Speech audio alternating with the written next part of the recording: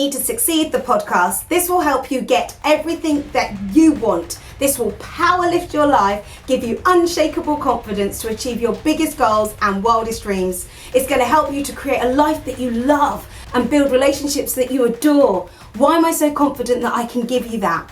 This is my job. I'm a mindset and confidence coach. This is what I do for a living. I've never given these life hacks away on a podcast for free before, but that's about to change right now. So put your seatbelts on and buckle up and get ready to enjoy the ride of your lifetime. People call me the mother of motivation, the confidence queen, the person that you go to for positivity.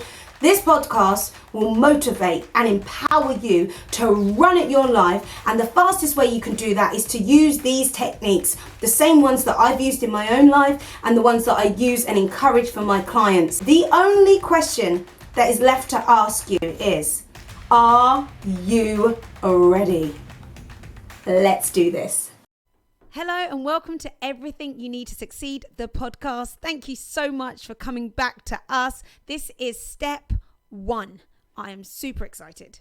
I'm also very excited. I'm Chris Gregg, and I'm also going to be part of the podcast every week.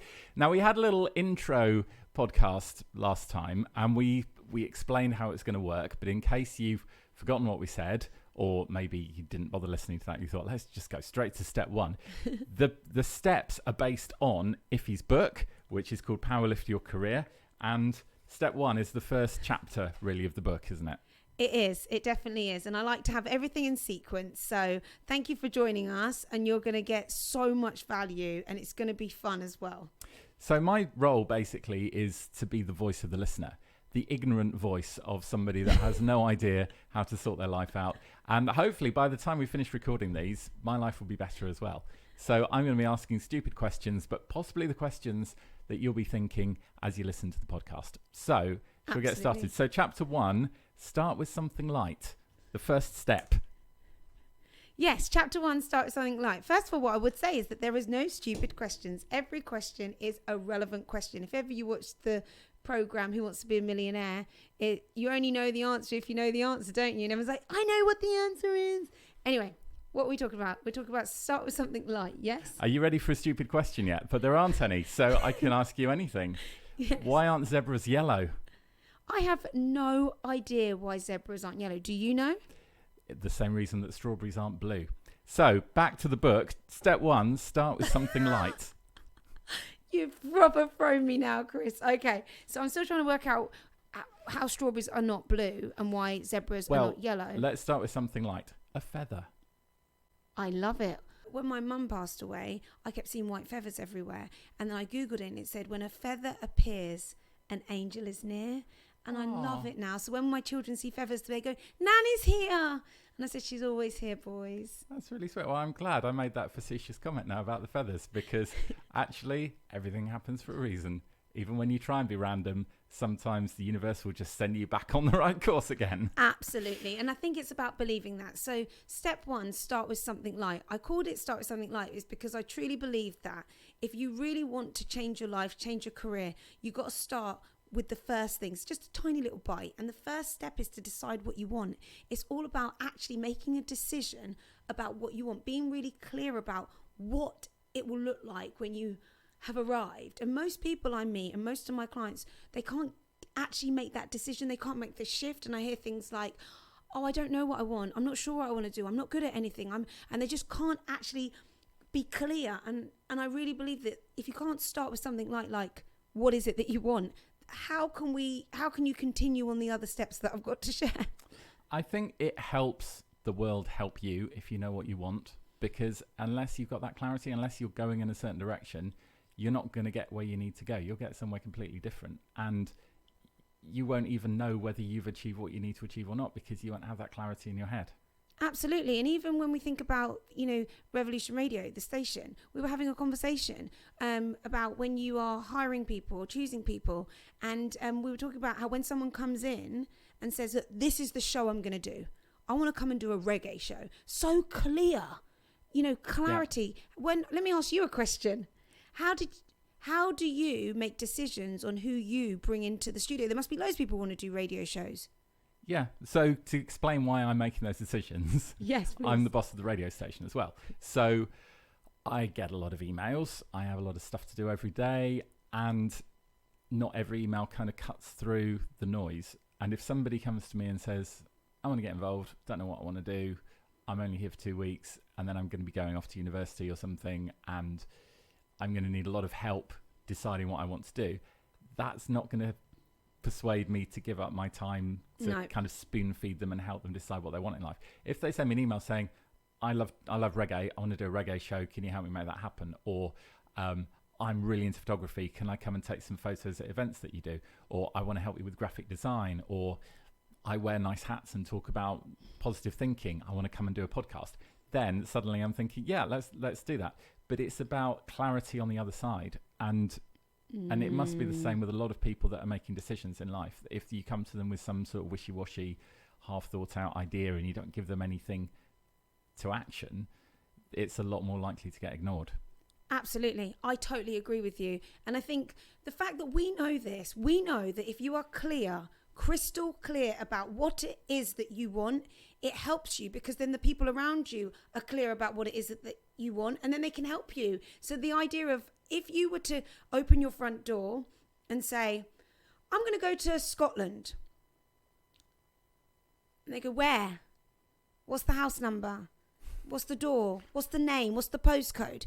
If you're not really specific about what it is that you're trying to do, you'll end up in Scotland and you'll just be wandering around. And then you'll go back home and say, oh, I didn't think it was very good there. But if you say, look, I'm going to go to this hotel, I'm going to go and look at these things, and the reason I'm going there is because I know that this is meant to do this for me, then you're like on a mission, and you'll go there, even if the roads are closed, even if stuff happens that kind of prevents you, because it does normally when you're on a mission somewhere, but because you're so clear about what it is that you want, you know what the destination is, the clarity is strong, you'll keep going. And every time you ask somebody to help you, if you ask them to help you with a clear question, can you show me how to get to this place, they can either say yes or no. But if you say, look, I kind of want to go somewhere nice, they're like, I want to go for dinner somewhere nice, then they think, well, there's loads of nice places. You need to be a bit clearer. Are you a vegetarian? Yeah. But I think part of it is also spending the time to find out what it is that you want. So if you're planning a holiday, before you decide you want to go to Scotland, you might go to a travel agent and ask them for some ideas, and they might say, okay, what sort of holidays do you like? And then they give you recommendations. You wouldn't put a pin in the map and then you're going to Dunstable, and then that would be the most disappointing holiday ever. There isn't even a train station. How would you even get there? So I think having help to reach that clarity is as important, because not everybody has asked themselves the right questions to know what it is that they want, so that they can decide what destination they want to go to.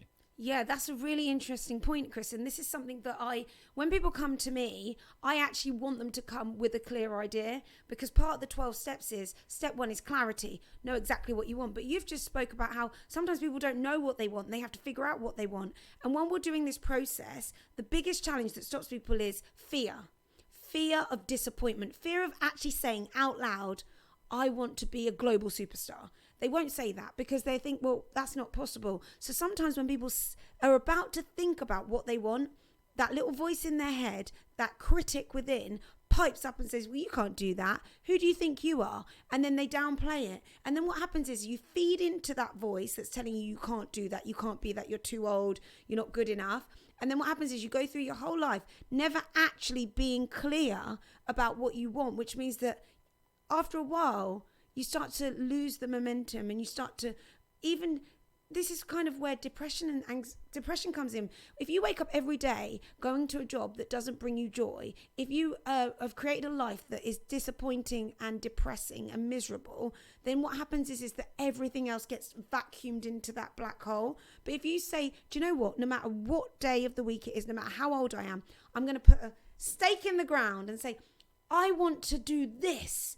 This is what I want. And I know that maybe I don't know how, but ultimately own it, and people won't.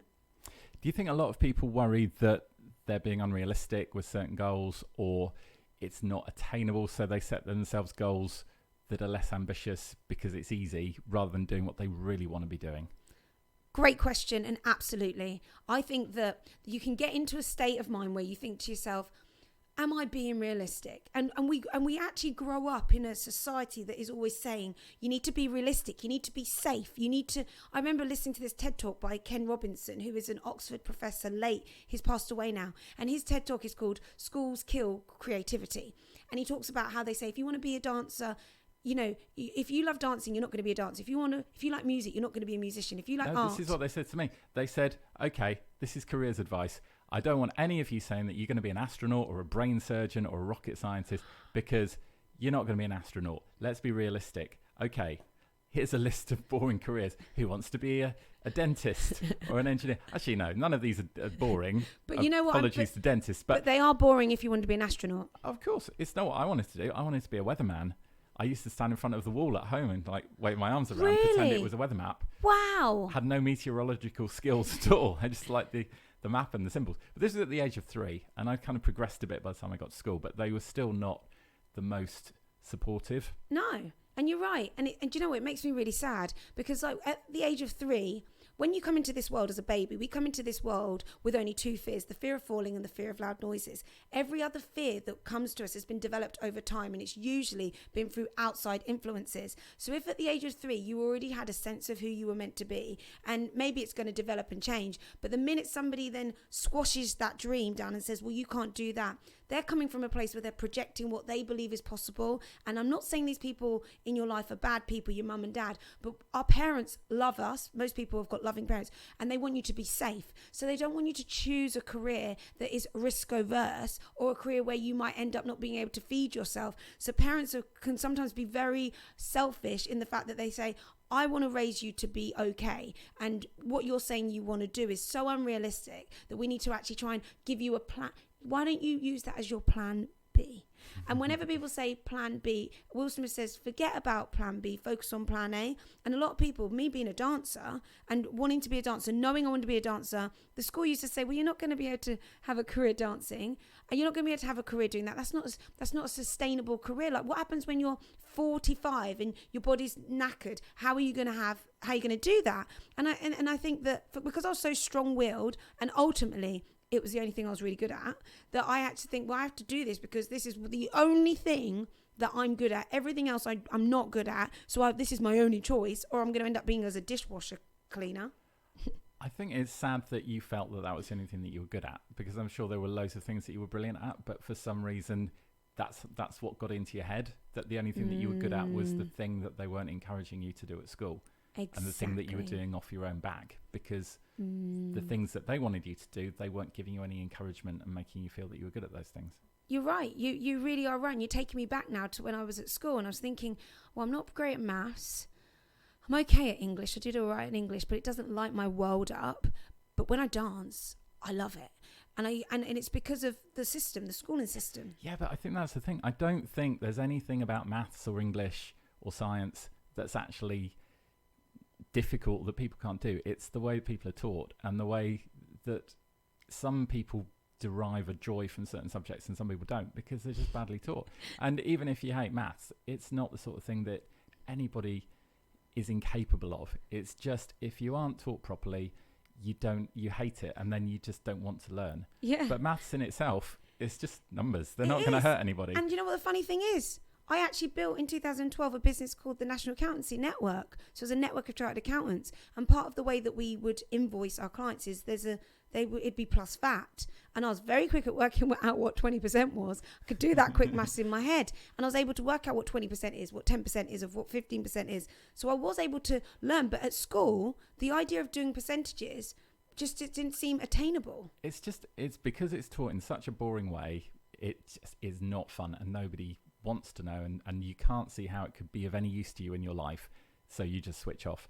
And that was the thing for me. All the subjects that I didn't see any value in, that were badly taught to me, I hated them, and I dreaded going to those lessons, and probably didn't do as well in those subjects as I could have done. But to be fair, it didn't bother me too much. But this is where it comes back to clarity. If your past belief systems show you that you're not good at that, if you have it in your programming now, oh, I'm not very good at maths, I'm not very good at fractions. What happens is when you become an adult and you go out into the world, you're still carrying that belief system, and that belief system can get in the way of things. So when we talk about why people won't decide what they want, it is a whole mental overwhelming emotional decision, because there's this kind of pull. Like you're saying, well, I really want to become let's say an Olympian, but at school I wasn't very good at sports or running. I never got picked first. I never won the race. Well, that doesn't mean you can't win and represent Great Britain and be a gold medalist. Not at all. And actually with sport, a lot of it is about determination and training and having the right coach and putting the hours in and becoming good. And they say, if you want to be a world-class concert pianist and you spend enough hours learning to play the piano, you'll get that good.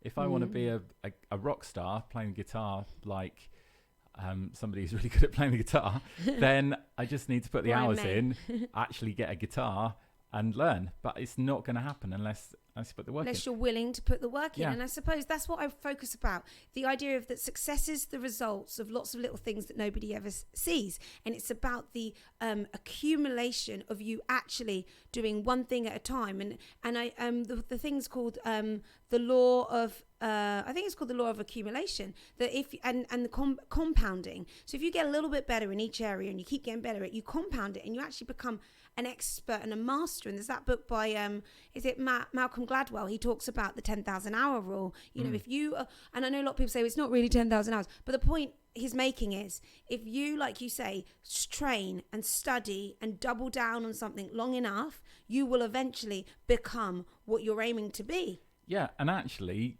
you've got a great opportunity. Being alive is such privilege and such a gift. What are you going to use the next 10,000 hours doing? What are you going to achieve with those hours? Are you going to spend 10,000 hours becoming an expert on EastEnders and daytime TV, an expert on making toasted cheese sandwiches and Love Island? Or are you going to do what you've always dreamed of that you thought you can't attain? Exactly. And when you say that, it gets me so excited, Chris, because every single person is born with a gift. Everyone has something amazing that they're here to do. But the thing is people don't want to release it to the world. And because of the fear, what if I fail and look silly? What if I get rejected? And the disappointment it hurts. When you want something badly and you don't get it and you get rejected, it does hurt. But it's about recognizing how to deal with that pain and carry on.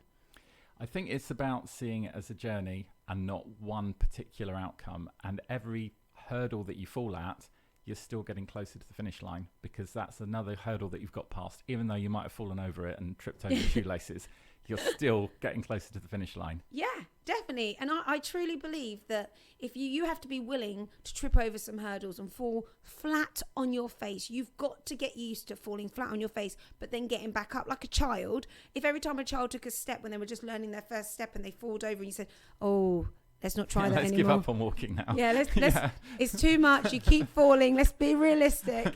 Could you imagine? That'd be a terrible way to treat our children. And, Yeah, exactly. And it's the same with gymnasts. Do you think there's any gymnast that has never fallen on their face trying to do a handstand or the splits? Yeah, or trying to do anything like walking across the balance beam. And I really talk about this, all about, like, if you're imagining dancing, gymnastics, boxing, any kind of sport, what happens is that you have to have that core stability. You have to be able to build that core up. But the only way that you build it up is actually through repetition, repeating it over and over again.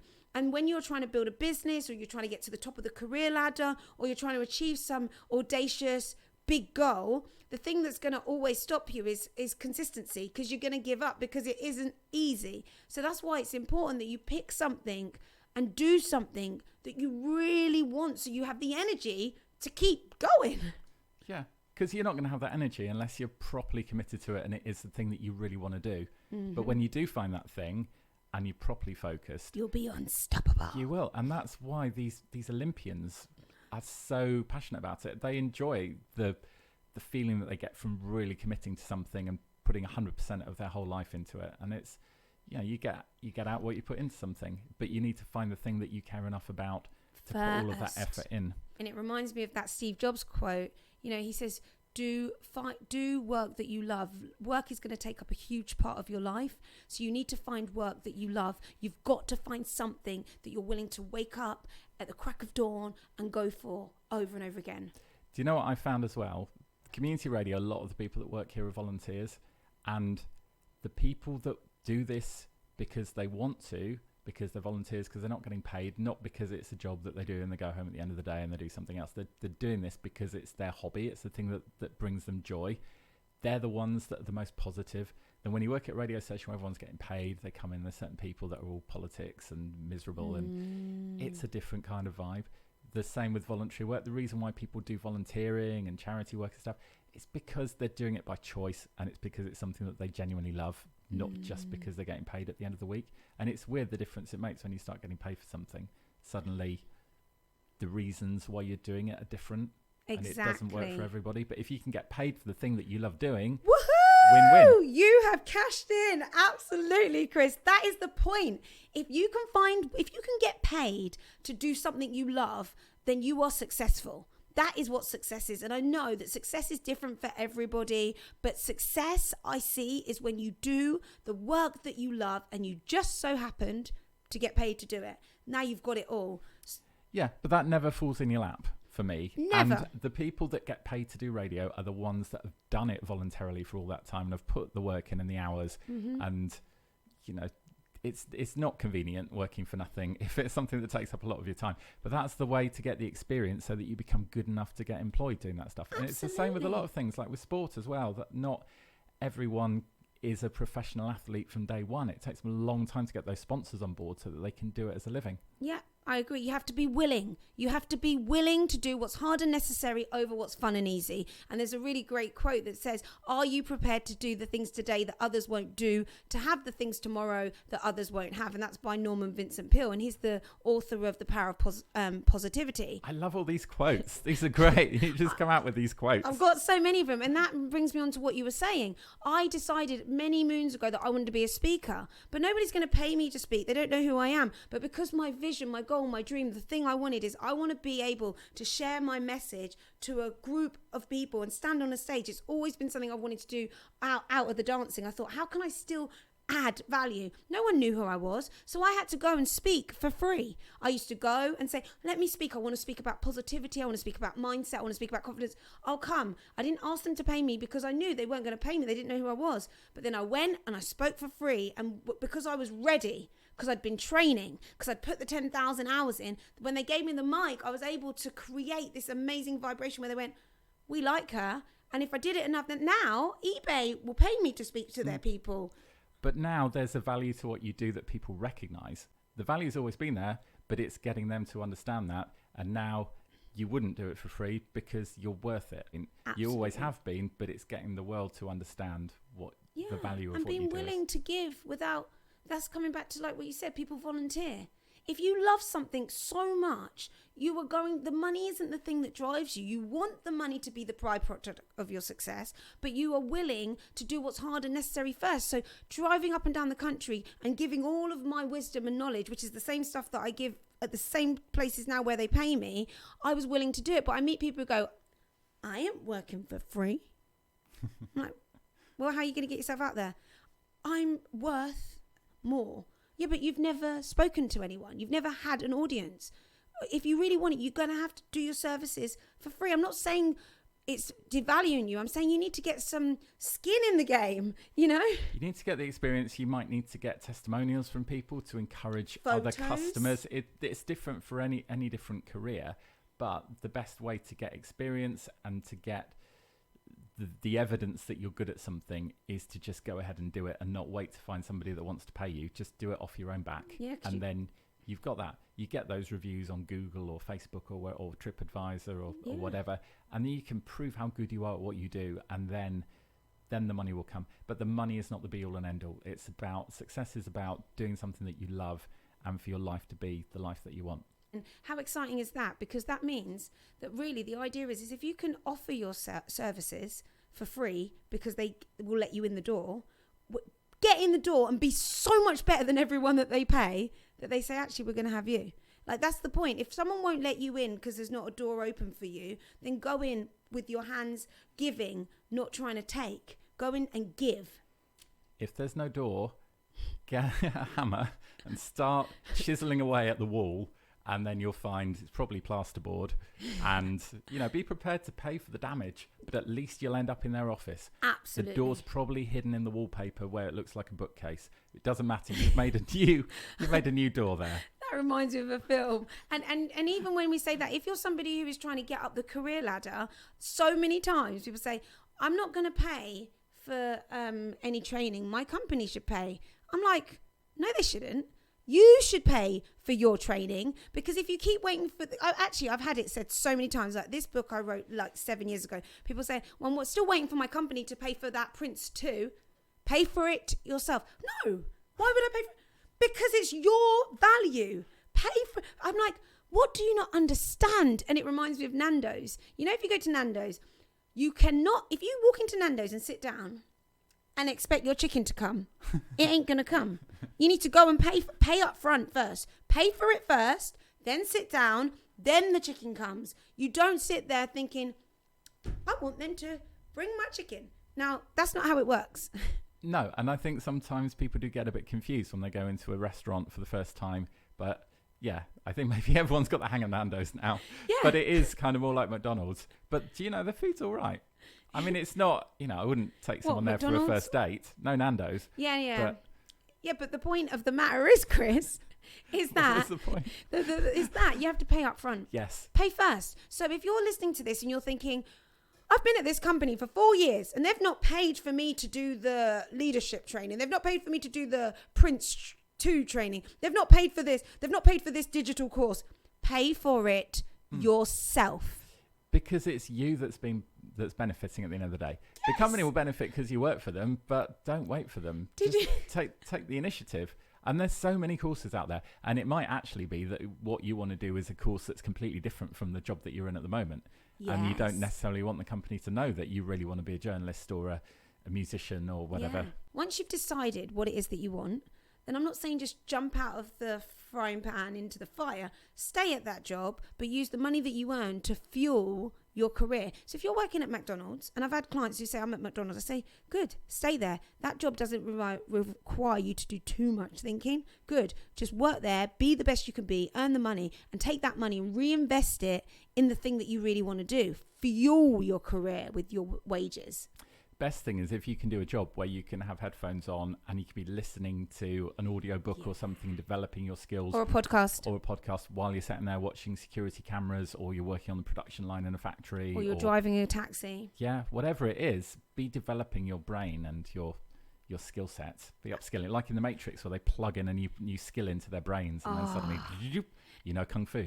I love that. And that is basically what you get when you are on this podcast, because we're going to be giving you things that you can install into your mind, because our mind is like a supercomputer. And what's on your hard drive? Have a look. What is on your hard drive? What are your limiting beliefs? What do you believe is possible? What do you believe is not possible? And what we're going to do is we're going to start to actually remove some of those programs that are not working right for you. It's all the clutter. I mean, I think if you look on anyone's computer, they've got so many old Word documents and files and notes and photos of nothing and hoping that one day they might need it, but not realizing that by having them there, you're not making space for new things. Yeah, you should see my desktop on my computer. It just fills up with so much stuff. Mine too. And actually, you're making me think we need to do an audit. You need to do an audit of your thoughts, audit of your beliefs. And you have to say to yourself, look, if I'm here and I only get to live on this earth for a short period of time, we're not going to live for thousands of years unless, they start making these 3D organs that we can replace as one falls, then we could stay here. Yeah, we'll get about 150 years, but I don't know if we're going to get stay for 1,000 years. So the fact that we don't have long, we should make sure that we take the time to decide. I can see you want to say... No, I feel like that's a limiting belief that you think that you're mortal. I'm planning immortality. Just to put that out there. If you're on that, I'm with you then. Because if there's a chance I can live for 1,000 years, then basically what we're saying is take your time, guys. Don't worry. Don't worry.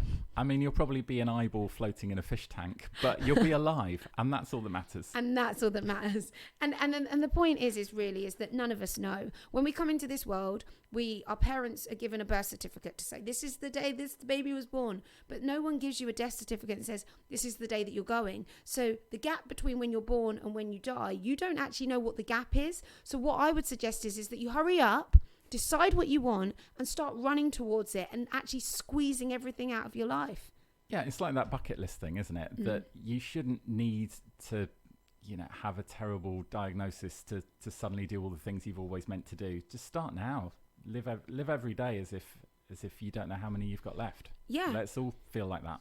I love that, and made me think of Steve Jobs once again, because he has this quote where he says, if you wake up in the morning and for too many days in a row, you don't like what you're about to do, then something's got to change. He says you've got to make sure that you're checking in with yourself. If you wake up too many days in a row and don't like the thing that you're about to do, then you've got to change things. Because for him, he then got the diagnosis. But he really wanted us to know that you've got to do work that you love, and you've got to check in with yourself and ask yourself, is this actually what I want for my life? And like you said, don't wait. Point is none of us know when it's happening. So during this time when we're fit and we're healthy and we're ready and we can go, we have to go for it. Because there's a lady who came in here, Judy. She was telling me about her and her husband. They worked really hard, and her husband kept saying, when I retire, I'm going to play golf. When I retire, I'm going to play golf. But now he's retired, his body doesn't allow him to play golf the way that he could have played it when he was younger, which means playing golf can be quite painful. So he's waited all those years to have the energy to play golf, when he should have actually played golf when he was fit and healthy and his body could move really well. How many of us are saying, I will do it when I can, when it's the right time, when I feel happy, when this is happening, just do it now. And what are we going to be talking about next time? Next time when you join us. So now that we've figured out what it is that you want, hopefully you'll go away and actually think about, what is it that I want? If you want the book, you can get the book, and it actually asks you to go through some questions to figure out what it is that you want. But next time, step 2, we're going to be talking all about how to be a winner, how to think like the successful people think. Don't be a whiner, be a winner.